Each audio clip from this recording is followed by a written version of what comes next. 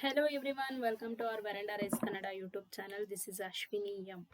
Friends, ಈ ಒಂದು ವಿಡಿಯೋದಲ್ಲಿ ಸಿಟಿಂಗ್ ಅರೇಂಜ್ಮೆಂಟ್ ಆರ್ ಪಜಲ್ ಒಂದು ಇಂಟ್ರೆಸ್ಟಿಂಗ್ ಕ್ವೆಶನ್ನ ಸಾಲ್ವ್ ಮಾಡೋಣ ಅಂತೆ. ಅದಕ್ಕಿಂತ ಮುಂಚೆ ಯಾರಿನ್ನೂ ನಮ್ಮ ಯೂಟ್ಯೂಬ್ ಚಾನಲ್ಗೆ ಸಬ್ಸ್ಕ್ರೈಬ್ ಆಗಿಲ್ಲ, please subscribe to our YouTube channel and keep supporting us. First question ನೋಡೋಣ. ಹಾಗಾದರೆ ಫಸ್ಟ್ ಆ್ಯಂಡ್ ಲಾಸ್ಟ್ ಕ್ವೆಶನ್ ಒಂದೇ, puzzle of the day or sitting arrangement of the day ಯಾವುದಿದೆ? ಪಜಲ್.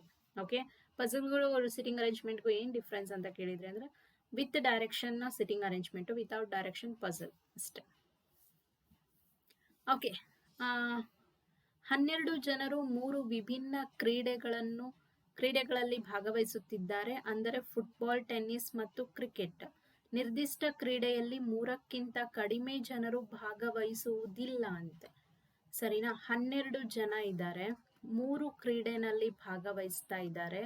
ಒಂದು ಕ್ರೀಡೆನಲ್ಲಿ ಮಿನಿಮಮ್ ಎಷ್ಟು ಜನ ಇರಬೇಕು? 3 ಜನ ಇರಬೇಕು. ಸರಿನಾ? ಅಲ್ಲಿಗೆ 9 ಜನ ಆದ್ರು. ಹೌದಾ? ಇನ್ನು ಮಿಕ್ಕಿದ 4 ಅಲ್ಲ, ಇನ್ನು ಮಿಕ್ಕಿದ 3 ಮೇ ಬಿ ಡಿವೈಡ್ ಆಗ್ಬೋದು, ಗೊತ್ತಿಲ್ಲ, ನೋಡೋಣ. ಮಿನಿಮಮ್ ಒಂದು ಕ್ರೀಡೆ ಆಟದಲ್ಲಿ 3 ಜನ ಅಂತೂ ಇರಲೇಬೇಕು. ಯಾವ್ಯಾವ ಆಟ?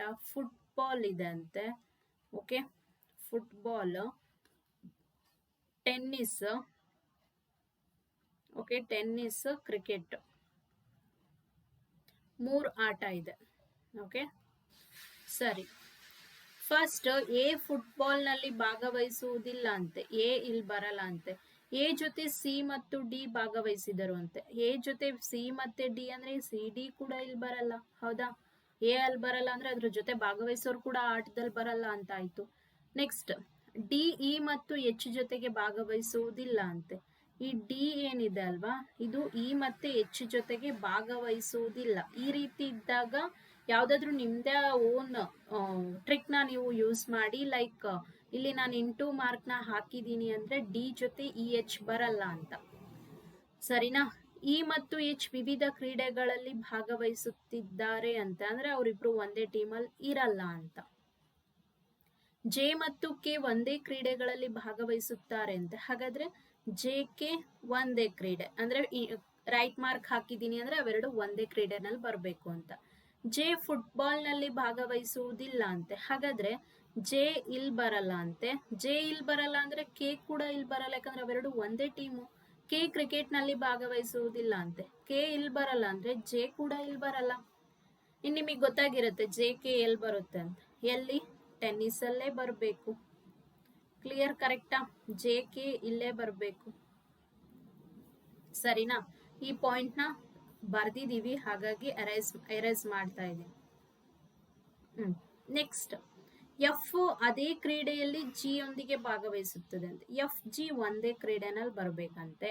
ಎಫ್ ಸಿ ಮತ್ತು ಎಚ್ ಜೊತೆ ಭಾಗವಹಿಸುವುದಿಲ್ಲ ಅಂತೆ. ಹಾಗಾದ್ರೆ ಈ ಎಫ್ ಸಿ ಎಚ್ ಜೊತೆ ಭಾಗವಹಿಸುವುದಿಲ್ಲ. ಓಕೆ, ಐ ಟೆನ್ನಿಸ್ನಲ್ಲಿ ಭಾಗವಹಿಸುತ್ತದೆ ಅಂತೆ. ಡೈರೆಕ್ಟ್ ಸ್ಟೇಟ್ಮೆಂಟ್, ಐ ಟೆನ್ನಿಸ್ನಲ್ಲಿ ಭಾಗವಹಿಸುತ್ತಿದೆ ಅಂತೆ. ಎಲ್ಲೋ ಐ ಜೊತೆಗೆ ಭಾಗವಹಿಸುತ್ತಿದೆ ಅಂತೆ. ಹಾಗಾದ್ರೆ ಎಲ್ ಕೂಡ ಇಲ್ಲೇ ಬರಬೇಕು. Okay, next, B U J H ಮತ್ತು ಜಿ ನೊಂದಿಗೆ ಭಾಗವಹಿಸುವುದಿಲ್ಲ ಅಂತೆ. ಜೆ, ಜಿ, ಎಚ್ ಇವು 3 ಜೊತೆಗೆ ಬಿ ಇರಲ್ಲ ಅಂತ. ಇಷ್ಟು ಪಾಯಿಂಟ್ಸ್, ಡೈರೆಕ್ಟ್ ಪಾಯಿಂಟ್ಸ್ನ ಬರ್ದಿದ್ದೀನಿ. ಇನ್ನು ಮಿಕ್ಕಿರೋದಂಥ ಪಾಯಿಂಟ್ಸ್ನ ಪಾಯಿಂಟ್ ಮಾಡ್ಕೊಂಡಿದ್ದೀನಿ. ಓಕೆ, ಹಾಗಾದ್ರೆ ಇವಾಗ ಸಾಲ್ವ್ ಮಾಡೋಣ. Okay, fill in the blanks ಮಾಡೋಣ. ಈಗ ನೋಡಿ, ಒಂದು ಕ್ರೀಡೆಯಲ್ಲಿ ಮಿನಿಮಮ್ 3 ಇರಲೇಬೇಕು. ಕ್ಲಿಯರ್? ಈಗ ಎ ಸಿ ಡಿ ಒಂದೇ ಟೀಮ್ ಅಂತ ನನಗೆ ಗೊತ್ತಾಗಿದೆನಾ ಫಸ್ಟ್ ಸ್ಟೇಟ್ಮೆಂಟ್ ಇಂದ, ಎ ಜೊತೆ ಸಿ ಮತ್ತು ಡಿ ಅಂತ. ಕ್ಲಿಯರ್? ಅವು ಫುಟ್ಬಾಲಲ್ಲಿ ಬರಲ್ಲ ಅಂತೆ.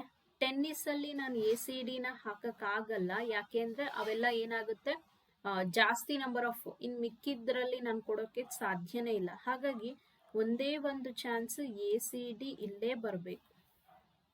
ಕ್ಲಿಯರ್? ಎ ಸಿ ಡಿ ಬಂತಾ? ಎಸ್, ಬಂತು. ಈ ಪಾಯಿಂಟ್ ಆಯಿತು. ನೆಕ್ಸ್ಟ್, ಎಫ್ ಮತ್ತು ಜಿ ಒಂದೇ ಇರಬೇಕಂತೆ. ಓಕೆ, ಎಫ್ ಮತ್ತು ಜಿ ಒಂದೇ ಪ್ಲೇಸಲ್ಲಿ ಇರಬೇಕು.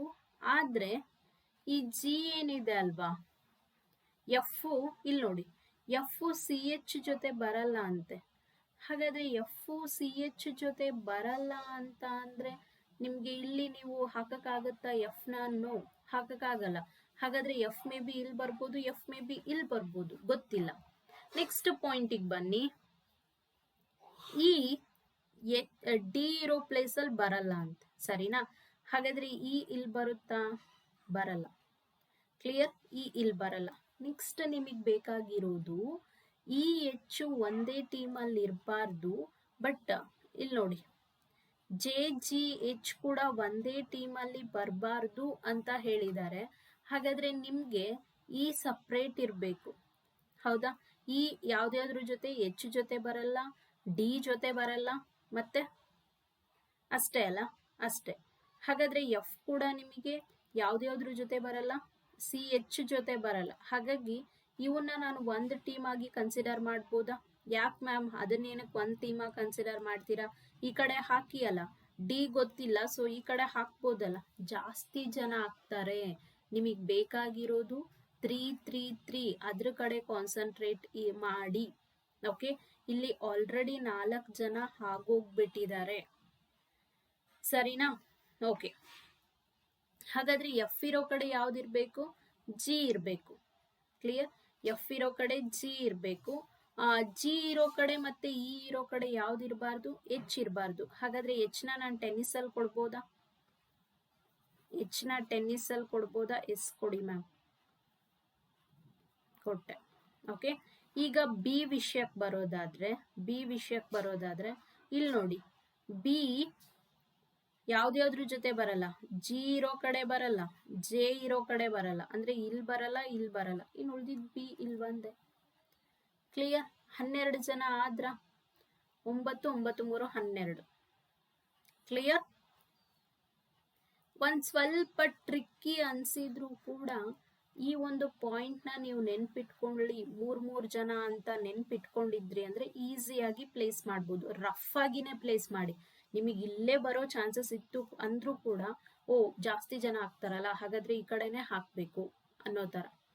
ಕ್ಲಿಯರ್? ಈ ರೀತಿ ಸಾಲ್ವ್ ಮಾಡಿದ್ರಿ ಅಂದ್ರೆ ಪಕ್ಕ ಎಲ್ಲಾ ಕ್ವೆಶನ್ಸ್ನು ಕೂಡ ಸಾಲ್ವ್ ಮಾಡ್ತೀರಾ. ಇನ್ನು ಇದೇ ರೀತಿ ಒಂದು ಕ್ವೆಶನ್ಗೆ ಅರ್ಥ ಆಗಿಲ್ಲ ಅಂದ್ರೂ ಡೋಂಟ್ ವರಿ, ಇನ್ನು ನಂಬರ್ ಆಫ್ ಕ್ವೆಶನ್ಸ್ ನಾನು ತರ್ತೀನಿ.